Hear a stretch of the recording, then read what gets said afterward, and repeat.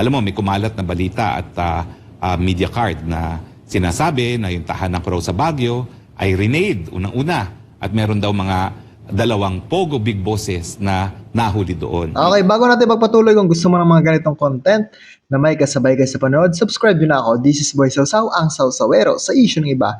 At ngayon, shoutout sa may-ari ng video na to, walang iba kundi si SMNI News na may pamagat ng malisyosong pag-raid sa bahay umano ni Atty. Harry Roque. Korporasyon ang may-ari at hindi si Roque. Ayan na. Ayan na yung pinakahihintay nating lahat, yung update, yung pahayag nitong si Harry Roque patungkol dun sa pag-raid daw o pag-raid doon kahapon sa bahay niya at natagpuan daw ay ang Pogo Big Boss na mga Chinese. Okay, eto kaya ano kaya ang magiging pahayag niya or palusot niya tungkol dito? Palusot nga lang ba ito o katotohanan yung kanyang sinasabi? So, ituloy natin. So, wait lang. Bago natin ito pagpatuloy ulit, gusto ko muna magpasalamat sa mga walang sawang sumusuporta sa aking YouTube channel. Ayan, thank you so much sa mga solid supporters. Thank you so much sa inyong lahat. Okay, pagpatuloy natin. Lilinawin ko lang po ha, una-una, hindi po akong rehistradong may-ari ng bahay na yan. Bagamat talagang tinuturing kong bahay ko yan, kaya lang po... Sabi niya, hindi daw siya rehistradong may-ari ng bahay, pero tinuturing niyang siya yung may-ari ng bahay. Ano daw, Harry Roque? Tuloy pa natin. Mula nung ako po bumalik sa gobyerno, hindi na po ako nakaka-stay dyan at ibang bahay po ang tinutuluyan ko sa Baguio pag ako po ay narariyan. Yun, Pangalawa po, yan po ngayon ay pinaupahan. Oh, eto yung sinasabi ko sa inyo kahapon. Di ba may video kasi ako na ginawa nito kahapon na possible maging idahilan niya dito ay pinapaupahan o pinarerentahan. Di ba? Tama yung hinala ko na ito yung sasabihin niya. Ito na lang yung magiging tanging palusot niya. Tutuloy pa natin. Pinaupahan po yan at merong kontrata po ng January 2024 sa isang, kung di ako nagkakamali, isang Chinese national na merong 9G visa or working visa po. Paano magkakaroon ng working visa? Wala nga maipakitang dokumento nung ni-raid kahapon, di ba? Di ba kahapon ni-raid? Tapos yung isa lang daw babae ang mayroong working visa, pero yung lalaki ay wala pong maipakitang dokumento. Sabi po kahapon sa News 5. Tuloy pa natin.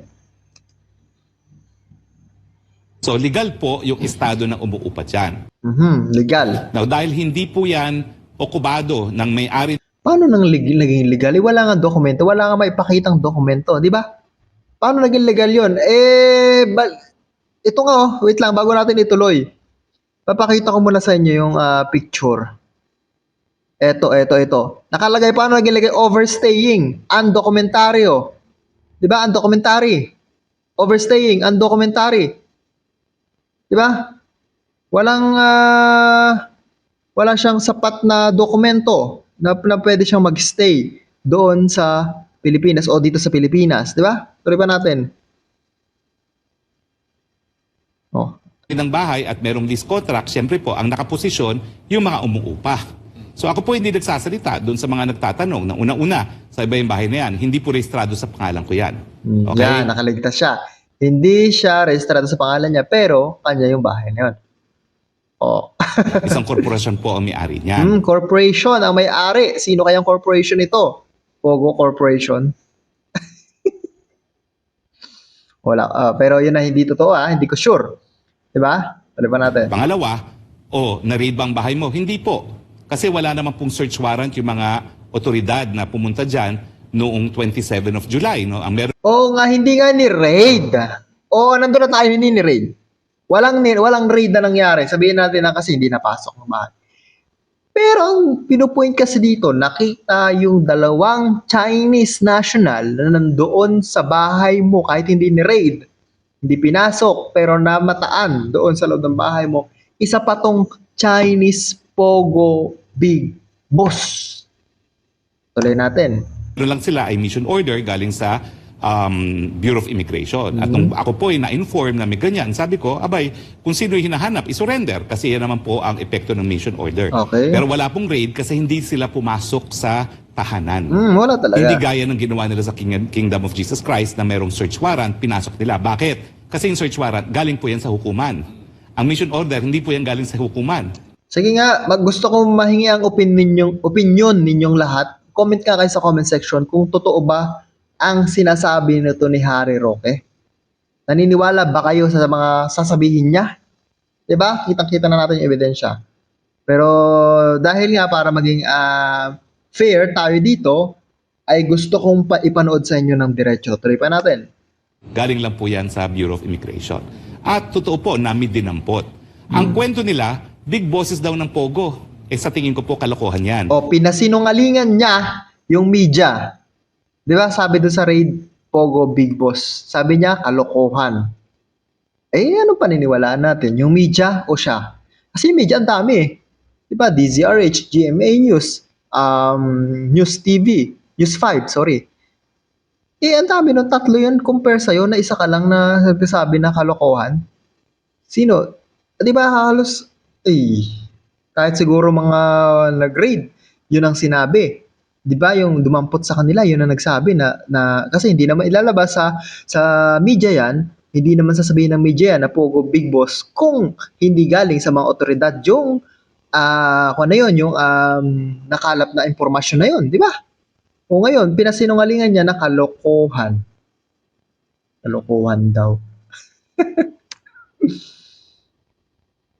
Ulit pa natin. Kasi yung babaeng nahuli, kakarating lang po niyan. Bisita lang yan nung umuupa sa bahay. Okay, bisita. Pasensya na ko yung cut ng cut ako. Gusto ko lang kasing maisa-isa, matagni-tagni yung mga sinasabi nito ni Harry Roque.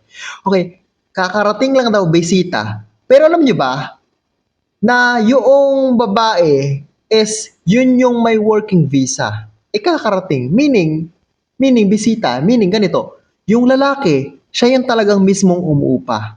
Yung umuupa na yun, kasi ito matagal na to yung lalaki, ito kakarating lang. Ito matagal na umuupa na yun.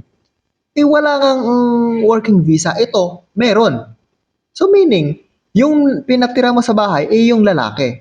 Meaning, yun yung talagang nag-uupa, yung lalaki.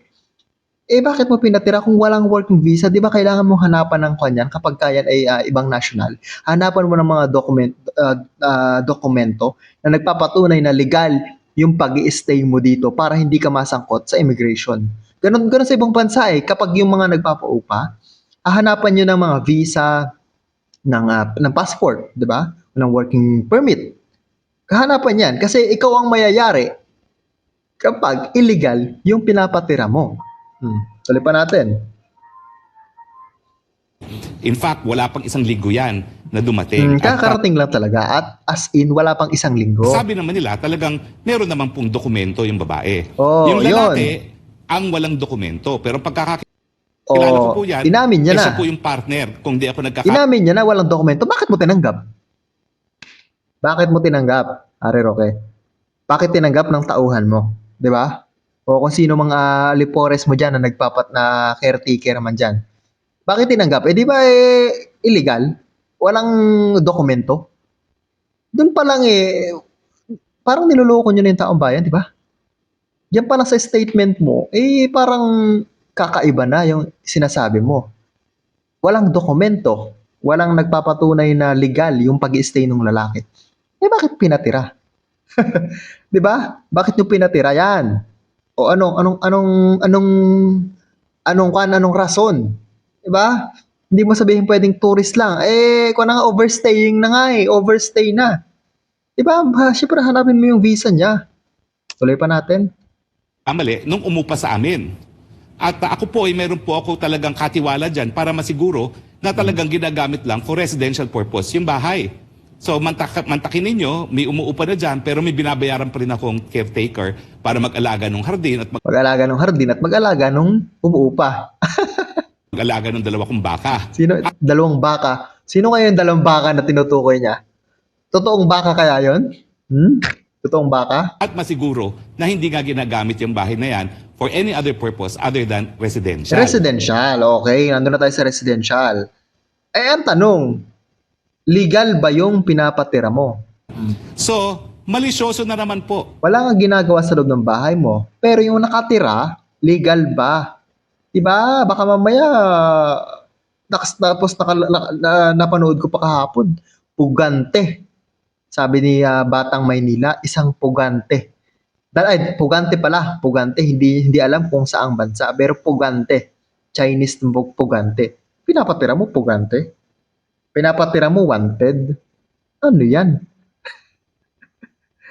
Doon pa lang, di ba? Siguro dahil po si Chairman Altenco na ang nagkumpirma na hindi po ako naglakad ng lisensya sa isang illegal na pogo nung siya'y nagtestigo sa Senado. Ang sinabi lang niya, ako'y nakiusap para sa rescheduling of payment, yung pagbabayad sa pag-utang sa PAGCOR ng gives dahil na-dispal ko yung pera na dapat na ibayad sa PAGCOR. At hindi po ako naglakad ng lisensya kasi nung July of 2023, kalalabas lang po ng bagong guidelines kung paano mag-re-apply para sa lisensya. Ang mga pogo na ngayon ay tinatawag na ano ba tawag sa kanila? Electronic ano yung tawag nila? Internet gaming Internet licensing. gaming licenses, no? So, wala pong usapin na naglakad ako, no? At wala pong illegal na pogo involved kasi mga panahon na yon, July, legal po yung Lucky South. Pero ang paninindigan ko nga po, ang sinamahan ko yung service provider ng Lucky South na Whirlwind. At ngayong araw po sa Senado, pipresenta ko po ang mga dokumento na nagpapakita na matapos ang ilang linggo nung meeting na yon sa PAGCOR, ako po talaga ay kinuhang abogado ng Whirlwind para sa isang ejectment case. At papakita ko po yung mga motion na hinain namin sa RTC of Angeles na humihingi na bawiin yung writ of execution para paalisin yung Whirlwind doon sa inupahang lugar sa Porac. At yung aking petisyon na hinain din sa Court of Appeals para i-declare na null and void yung desisyon ng RTC Angeles, no, na nagbibigay bisa doon sa compromise agreement, no, at pinapaalis sa yung Whirlwind doon nga sa Porac na kung saan na-raid yan, no. So malinaw po, no, na gaya ng KOJC, abay ako po ipinupuruhan din ng administrasyon. At gaya ng KOJC, dahil tayo naman po ay meron na talagang track record sa paninilbihan, hindi rin naniniwala ang taong bayan. Maski tayo po i-demonize. So mamaya po, hindi ko po tatakasan yung Senado. Haharapin ito kasi ngayon kasing araw ay pupunta ito sa Senado. Abangan natin yung kanya pang ibang magiging pahayag. Tuloy pa natin. At papakita ko po na isang kritiko ng Administrasyon Marcos Jr. ay hindi po pwede maging padrino ng Pogo dahil ang mga tunay na pwedeng magpadrino sa Pogo para kumuha ng lisensya ay yung administrasyon mismo o di naman kaya yung kanilang mga kaalyado. Sentido común. Okay, so basahin natin yung ilang comment dito sa comment section. Ang sabi dito ay grabe talaga government bangag. Lahat ng kumakalaban talagang gagawa ng paraan para lang makasuhan. Depende naman kasi yan, ma'am, 'di ba? Depende naman kasi sa kumakalaban yan. Kung ang kumakalaban ay mali-maling impormasyon na binibigay, 'di ba?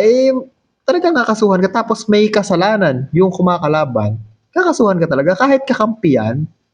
No, kakampi man o kalaban, basta nagkasala ka, ay kakasuhan ka po talaga diyan. 'Di ba? Lalo na kung kalaban ka. Ngayon, sabi pa dito ng isa, syempre tanggi pa more, Harrieta, aamin ka ba? Kumakanlong ka ng Pogo workers na pinapatakbo ng mga kriminal. Magkano kaya ang kinikita nitong si Harrieta sa mga Pogo? Bistado na kayo. Ayan. So, basa pa tayo ng ibang comment. Tingnan natin kung may ibang mga comment pa dito. Eto. Sabi niya, go, Spox, Froke, ilantad mo na sila kahit sa ang venue. Kita nyo na, pinalitan lang name ng Pogo para tuloy ang ligaya nila. Eto pa, gagawing miserable ang buhay mo ng gobyerno ni PBBM, nasisi pa. Dahil sa paninira nyo sa kaayusan ng bansa, isusumpa ka namin, Roque. Ayan. Ayan ha. Tapos sabi, good luck po sa inyo ni AR, Sir Harry, love. May nagmamahal. Ito lang ang martial law, handa na tayo lahat, loyalista ka man o hindi. Ayan. Ito pa, mga liar to the hell na media para siraan si Atty. Roque.